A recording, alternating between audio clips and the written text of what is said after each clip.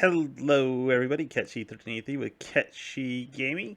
So I wanted to talk about Palworld again, and I've been done with this game for about a week at this point. I earned all the achievements, as in went to all the towers. I haven't caught all the pals. I'm pretty close, but I played this game to death in the short amount of time it's been out. It's early access, so they're still working on it, and you can tell it's on early access. And the reason why I haven't really done this video is I've kind of been trying to also finish up Final Fantasy 14. Yeah, this came out in the middle of that subscription because I wasn't aware that this game was even a thing until it came out. And I thought about doing a video, but that's a whole different thing. But I wanted to talk about this. So everyone knows the whole entire controversy. I don't know what else. I wouldn't really call it a controversy. It's more like a non-controversy. It's literally died down at this point because other game drama came out and has overshadowed this. But it's safe to say that Palworld is a hodgepodge of multiple games. I mean, Pokemon is kind of an obvious one. And yeah, they take elements from it, but it's mainly an arc game where they just take the creature taming aspect and replace it with Pokeballs instead. And then there's other elements, particularly Breath of the Wild, especially when you're out and about just exploring. There's no music and you come across something, they'll just play a little piano keyboard sort of tune. Then there's the glider and climbing all over things. But it's mainly just I guess, a watered down version of Ark, or a nicer, kiddier version of Ark, with some Pokemon elements. I mean, it was an enjoyable game. I had a lot of fun with it, and I'm kind of hoping that they'll add more to it and they'll support the game like they said they will. Apparently, the company doesn't exactly have the best reputation for supporting their games, but we'll see. Now, I would be a little bit remiss to not mention that, yes, there's parts of this game that Pokemon could learn from instead of just sticking to what they've been doing and producing a game that more or less feels the same. Yeah, they tried to add the whole entire den things, and they just sort of slapped together parts of Arceus with Sword and Shield to produce Violet and Scarlet, except poorly optimized, and it was more like a slideshow. I mean, outside of those dens, Sword and Shield personally felt like just a remake of the very first Pokemon, as in Red and Blue. I mean, literally, the covers were red and blue. Sorry, well, if you want to call it pink, but whatever.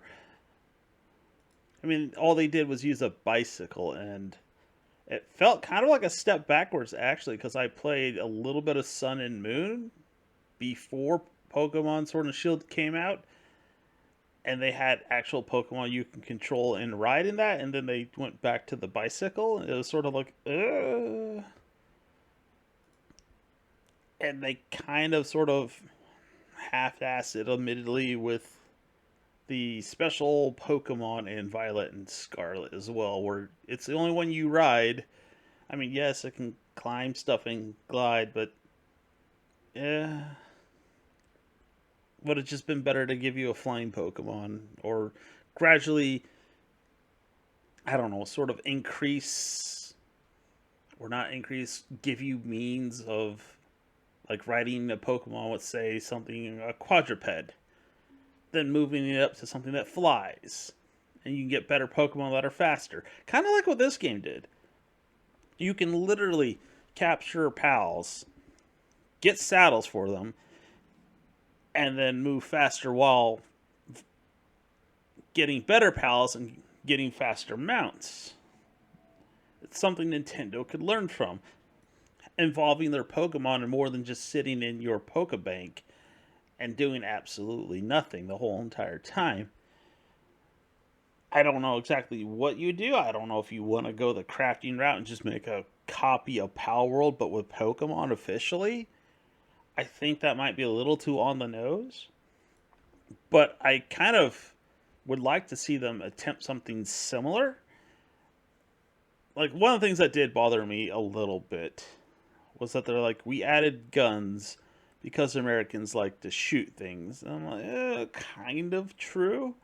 But there are some games that I'm like, I don't necessarily feel like attacking or shooting things would add anything to it. And I would sort of say challenge them to add an element in the game where they can do Pokemon without shooting things. Maybe even controlling the Pokemon themselves in sort of a third party kind of battle versus a turn based battle. Switch it up just a little bit. Turn based isn't bad, but when it comes to Pokemon, maybe they should try and change the formula up and have more of an arena style kind of battle like they have with Pokemon Unite, that MOBA game. But don't make it a MOBA. Actually have control of said Pokemon. Add some dodging mechanics or blocking mechanics, stuff like that. And maybe another thing I might want to add, something they touched on in Arceus that they never really expanded upon. And that's there were trainers that didn't use the Pokeballs to capture Pokemon. Come up with a system of taming Pokemon without beating them to death or near death with another Pokemon or a weapon in this case. I would actually just try and avoid the whole entire weapon thing. But there's a lot they could learn. And I know I already said it's more like Arc than Pokemon, but people keep comparing it to Pokemon because of appearances only. So that's why I'm sort of sticking with the whole Pokemon thing for now. Now, in terms of the overall game, like I said, it was enjoyable, but there's some issues that I hope they fix as they go along. The game is technically in early access, so hopefully they'll fix some of these issues. So let me show one as an example. So here I am in a dungeon. As you can see, I'm just walking through a lava pool casually, and then let's traverse back to a different room in a dungeon.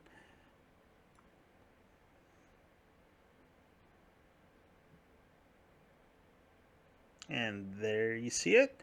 Inconsistency, what would be considered a hazard. And it's not the only time I've seen this. Right out here in the middle of a part of the map that is a volcano, you can see four, I can't remember what they are, pyro sort of cultist members just hanging out in the middle of a lava pool, sleeping in it. Then there's this guy just sleeping in a pool of water, just hanging out. And then in another dungeon, I forgot my grappling hook, so I used one of my pals that can fly. And when I dismounted, it pushed me through the meshes, and I was walking on top of the whole entire dungeon and couldn't get back without having to restart the whole entire dungeon, which was kind of a bit of a pain in the butt.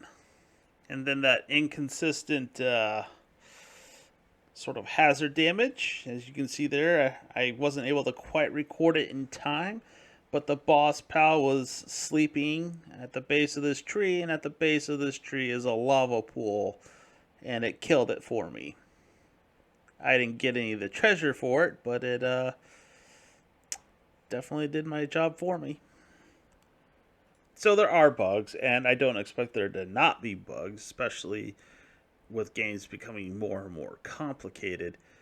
Now, it has done some things that I kind of found slightly hilarious, because first time I did this, I did it by accident, and I wasn't recording, but this time I'm doing it intentionally. And everyone's heard the jokes of why don't they put humans in Pokeballs? Well, they kind of took that and turned it on its head in Palworld by allowing you to capture human beings. And when you do, you get a message that flashes saying that You can capture them, but it's considered inhumane to do so.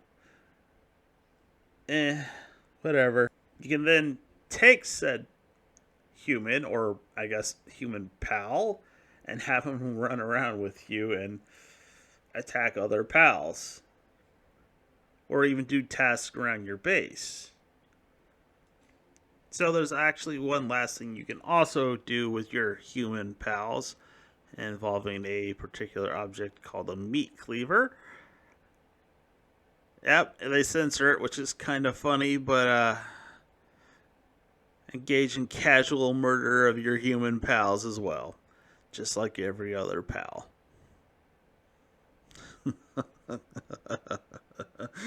uh, then there's the building mechanics. It works for all the rectangle stuff, but once you kind of want to try and build a second level, I could hardly get the stairs to have any consistency, and it took forever, and out of just pure stupid luck, I actually got it to work. For whatever reason, tried it multiple places. I had to do something weird just to get those stairs to build a second level.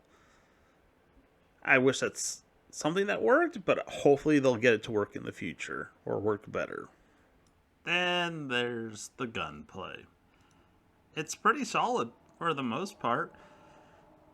You're accurate whenever you point at something. I mean, it's not as tight as other games. Some of the hit boxes on some of these objects can be really big, even though you're pointing directly at something. If they're too close to either, would say a tree or a rock, you'll probably hit the tree or rock. It's not the only game that does that, and I've seen much tighter hit boxes in terms of being able to shoot through objects. But for the most part, there's no real issue with it. It's smooth. You can aim pretty fast. It's not janky. I mean, my only real complaint is actually more with the controls, at least on the keyboard, and that's because I can't customize them. I mean, I have a mouse button it won't let me use whatsoever that I would like to put my dodge on instead of using the control key, but that's just a minor issue. Now, in terms of throwing these spheres that capture all the pals and stuff, it's pretty similar to Pokemon, where they sort of give you a percent chance that seems to be misleading for the most part. I mean, I've had multiple pals that are at 96% breakout of some of the best balls that you can make, or sorry, spheres you can make. It just seems a little weird, and I think they could probably do a little bit of work on the spheres in terms of how they actually work in capturing a particular pal. But at the same time, they're actually pretty generous in terms of throwing them. Yes, there is a certain distance you do need to get to in order for it to work. But they are generous in terms of if you are close enough and it, let's say it hits the ground and then bounces into the pal, it will start to try and capture the pal, which is nice. The other sort of offhand, though, is because of the location of the key to hit the button to throw a sphere, sometimes I waste spheres.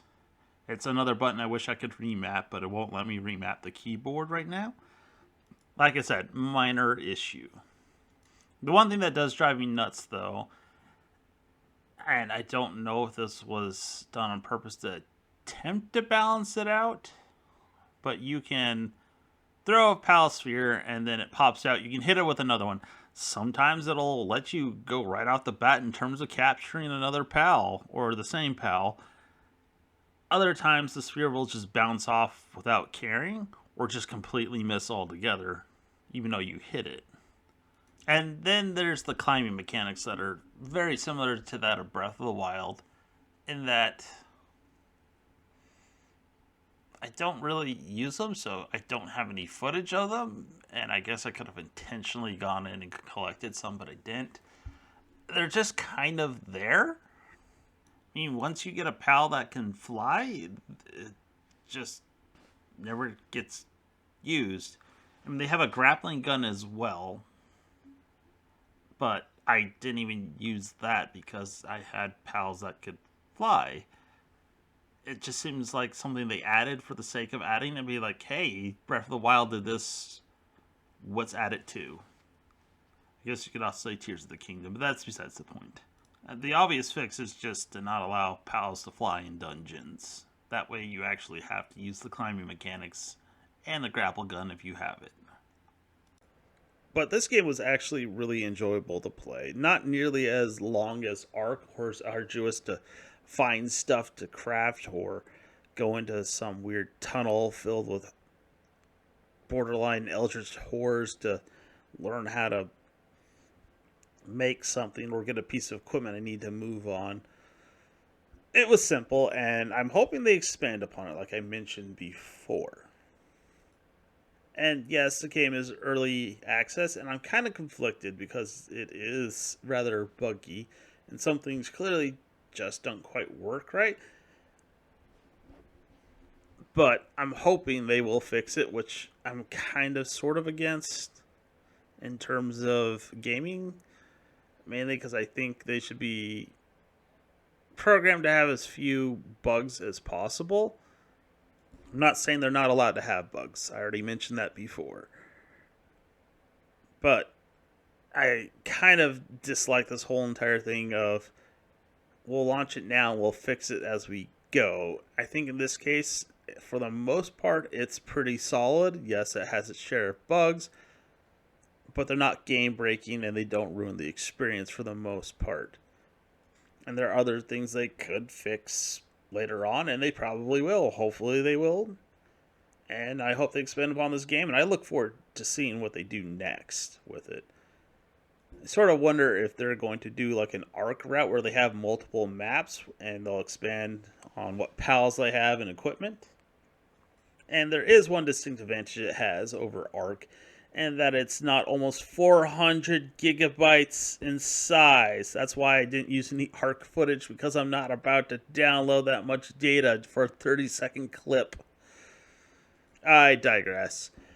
I would probably wait to see what they do with this game before I buy it if I was most people. Yes, it's an early access, and we're just being beta testers for the most part, which I'm okay with because I love testing games.